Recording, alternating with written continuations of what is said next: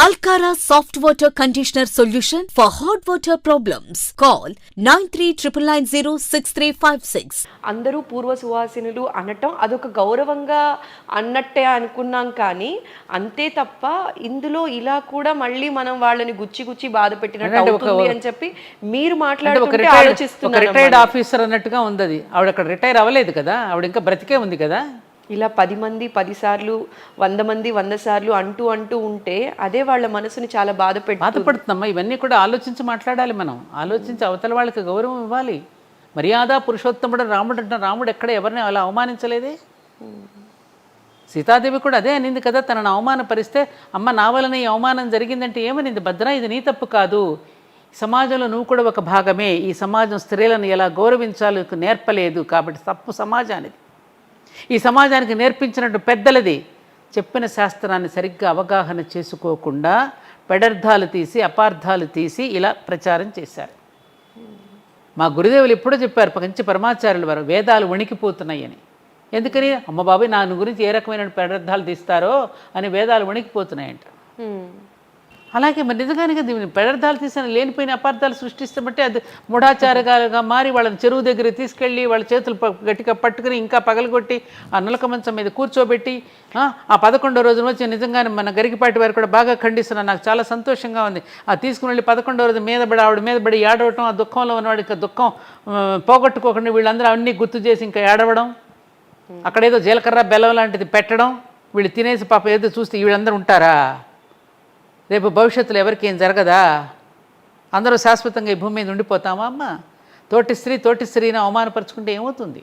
ఇప్పటికీ జరుగుతున్నాయమ్మా. ఇప్పటికీ మనం మొన్న చేసిన మారుదాం కింద కమెంట్స్లో పెట్టారమ్మా ఒక ఆవిడ, సురేఖ కమెంట్స్లో పెట్టావంటే గుర్తొచ్చింది నాకు. నేను లాస్ట్ టైం మన ఇద్దరం మాట్లాడుకున్న తర్వాత నేను ఊర్లు వెళ్ళినప్పుడు ఎయిర్పోర్ట్లో ఒక అమ్మాయి, దాదాపు పాప 30 సంవత్సరాల వయసు ఉంటుంది అనుకుంటా అమ్మాయికి.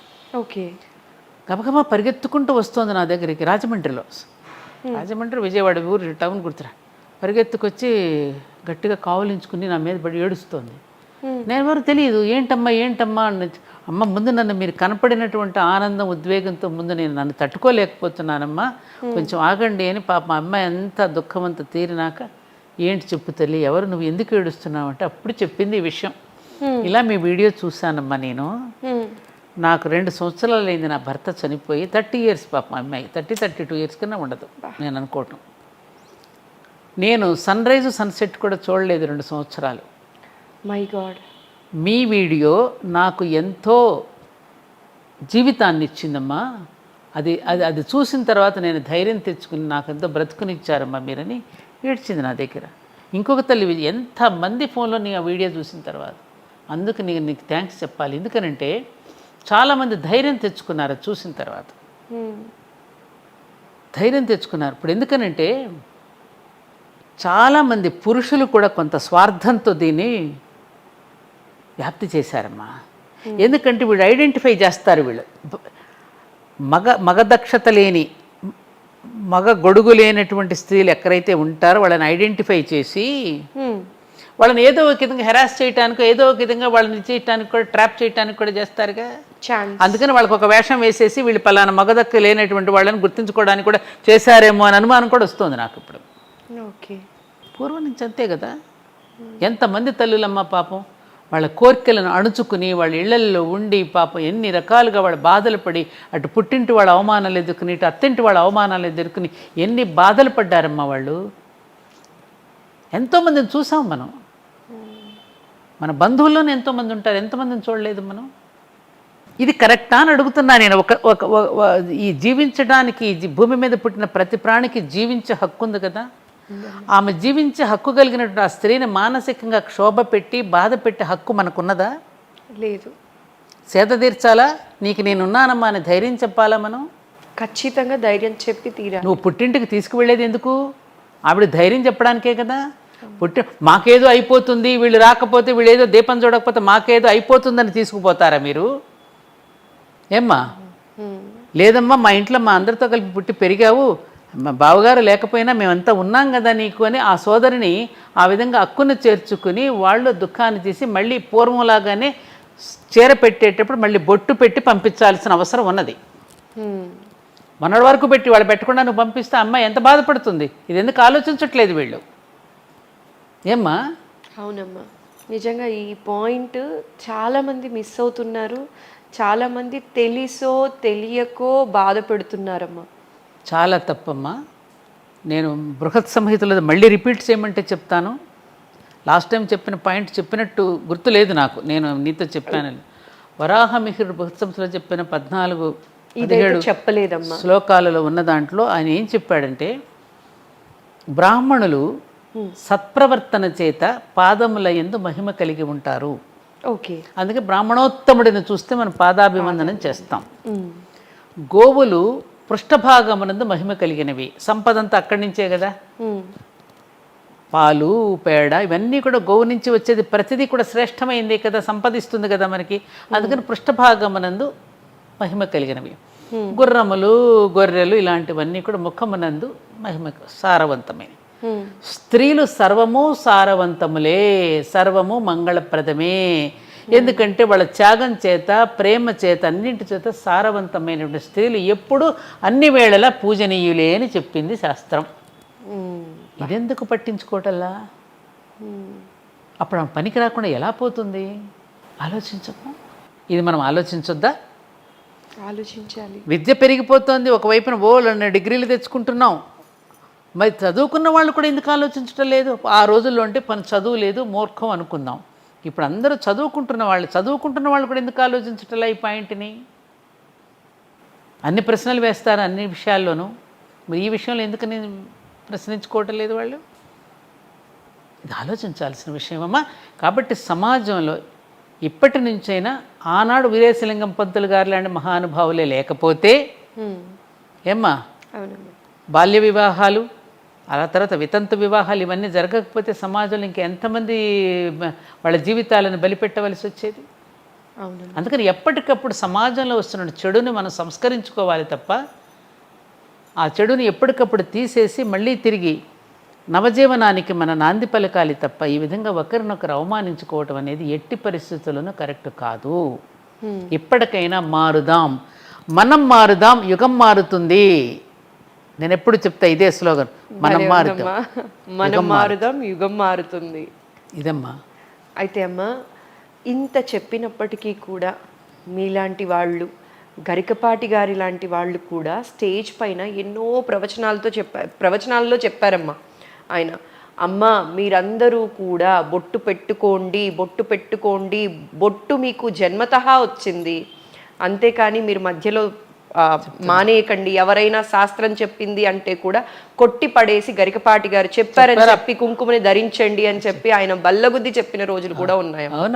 అయితే ఇప్పటికీ కొందరు ఇంట్లో బిడ్డకి కళ్యాణం జరుగుతున్న టైంలో కానీ, ఏదైనా శుభ కార్యక్రమం జరుగుతున్న సమయంలో కానీ ఒక అడుగు వెనక వేసే ఉంటున్నారమ్మా. ఎవరినో బయట నుంచి తీసుకొచ్చి వాళ్లతో అన్ని కార్యక్రమాలు చేయిస్తున్నారు, వాళ్లతో నలుగులవి పెట్టిస్తున్నారే తప్ప తల్లి కూడా స్వయంగా దగ్గరికి రావట్లేదు.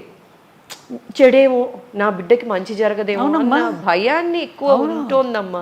అలాంటి వాళ్ళకి మీరు ఇచ్చే సలహా అమ్మా? ఎందుకు మా అత్తగారు, నేను వచ్చేసి మా మామగారు లేరు. అత్తయ్య నాకు ఇది అయిపోయింది తెచ్చిపెట్టండి, కుంకుమ తిలకం నేను తేకూడదు. అత్తయ్య ఇంకొకసారి అలా మాట అంటే, మీరు తెస్తేనే నేను పెట్టుకుంటాను, నా అత్తయ్య తెస్తేనే పెట్టుకునేదాన్ని. ఇప్పుడు నాకు 75 సంవత్సరాలు రా నడుస్తున్నాయి, 74 నడుస్తున్నాయి. జీవితంలో ఎవరైనా ఎంతకాలం ఉంటాం?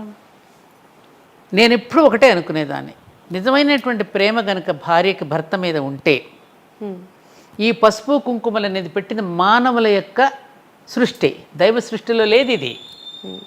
వేదంలో లేదు, దైవ సృష్టిలో లేనే లేదు.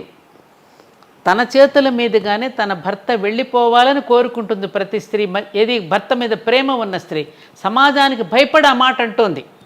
ఎందుకని తనకు తెలుసు, తాను గనుక లేకపోతే ఒక కప్పు కాఫీ కావాలన్నా, ఏదైనా తినాలనిపించినా తనలో ఉన్నటువంటి కోరికను కానీ తన ఎవరికి చెప్పుకోలేడు. తన భార్యతోనే షేర్ చేసుకోగలుగుతాడు. దుర్మార్గుడైన భర్త అని, మంచి భర్త అని ఎవరైనా సరే. అందుకని అయ్యో పాపం నేను లేకపోతే ఈ పిచ్చి మహారాజు ఏమైపోతాడో, అనుకునేటటువంటి పరిస్థితుల్లో ప్రతి భార్య తన చేతుల మీదుగానే భర్తను పంపాలనుకుంటుందమ్మా. అదే మా భారతీయ స్త్రీ యొక్క గొప్పతనం. అది అందుకు సిద్ధపడే వివాహం చేసుకుంటుంది. ఇప్పుడంటే రకరకాలు వచ్చేసాయి. ఈ మధ్యలో మరీ 20 సంవత్సరాల నుంచి ఈ వివాహ పద్ధతుల్లో కానివ్వండి, వివాహ వ్యవస్థలో కానివ్వండి, అన్ని రకాలుగా దాంపత్య అన్ని రకాల పెను మార్పులు వచ్చేసాయి. అంత పెను మార్పులు అంత అడ్వాన్స్గా ఉంటున్నాను. నువ్వు ఇదెందుకు అడ్వాన్స్గా ఆలోచించటం లేదు? ఇక్కడేమైంది నీ మైండు? ఇక్కడెందుకు నీ మతి చెడింది?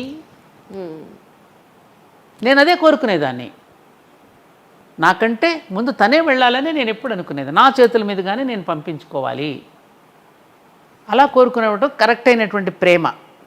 ఒకటి తల్లి, మాస్టర్ గారు ఎప్పుడు అనేవారు, మా ఇక్కిరాల కృష్ణమాచార్య మాస్టర్ గారు, పరిణామం అనే నిచ్చెన మీద వెళుతూ ఉంటాం కదా, ఆ నిచ్చెన మీద వెళ్ళినప్పుడు ఆ పరిణామాలు ఎవరి నిచ్చెన మెట్లు వాళ్ళకు ఉంటాయి. ఆ మెట్టు మీద వాళ్ళ నిర్ణయాలు వాళ్ళు తీసుకుంటారు. ఎదిగిన కొద్దీ వాళ్ళ నిర్ణయాలు వాళ్ళు తీసుకుని, నిర్ణయం మన తీసుకుని నువ్వు ఇలా ఉండాలని చెప్పడం అనేది అధర్మం. నిర్ణయం వాళ్ళనే తీసుకొని వాళ్ళు ఎలా ఉండాలో. నాకెందుకండి, నేను ఒక నిర్లిప్తత బ్రతికే వాళ్ళు కొందరు ఉంటారు కదమ్మా. అందుకని నిర్ణయం అనేది ఆవిడకు వదిలిపెట్టాలి. నువ్వు బలవంతంగా తీసుకెళ్ళి ఇలాగే ఉండాలని మాత్రం చెప్పడం అనేది అధర్మం. ఇది లోకంలో కనుక ఒకసారి పరిశీలిస్తే సత్యం మనకు బోధపడుతుంది. మాస్టర్ గారు చెప్పిన మాటే నేను చెప్తున్నా ఇక్కడ. ఎవరిని ఇచ్చిన వాళ్ళకు ఉంటుందిగా, ఎవరి పరిణామ దశలో వాళ్ళ ఎదుగుదల ఉంటుందిగా. అవును, నువ్వు చూడు, సమాజంలో ఎంతోమంది మహిళలను నువ్వు చూస్తూ ఉంటావు. అందుకని ఇలాగే ఉండి ఇలాగే పెట్టుకుని తీరాలి అని ఎవరు చెప్పకూడదు. చెప్పడం అది ఎక్కడ ధర్మం కాదు.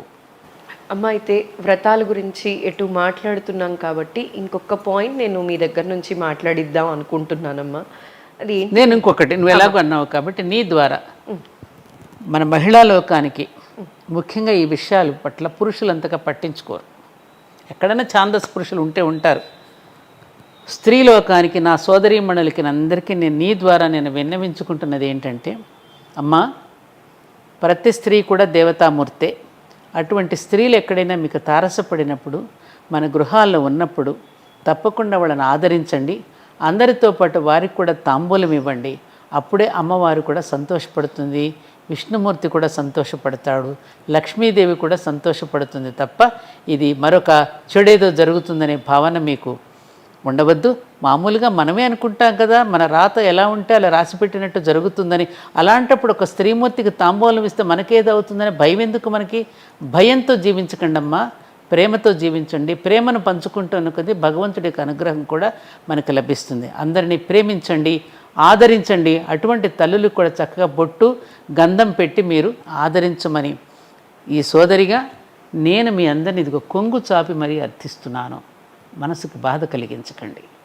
ఖచ్చితంగా అందరిలో మార్పు రావాలి. ఏ మహిళ కూడా బాధపడకూడదమ్మా. పడకూడదమ్మా. ఏ స్త్రీ బాధపడినా ఆ ఇంటికి అసలు మంచిది కాదు. మనమే అంటామే కలకంటి కంటి కన్నీరు నిండినని. మరి అటువంటి కలకంటి మన ఇంటిలో ఉన్నప్పుడు ఆవిడ కన్నీరు పెట్టుకుంటూ ఉంటే ఆమెను బాధ పెడితే మంచిది కాదన్నప్పుడు ఈ విషయంలో ఎలా బాధ పెడతాం?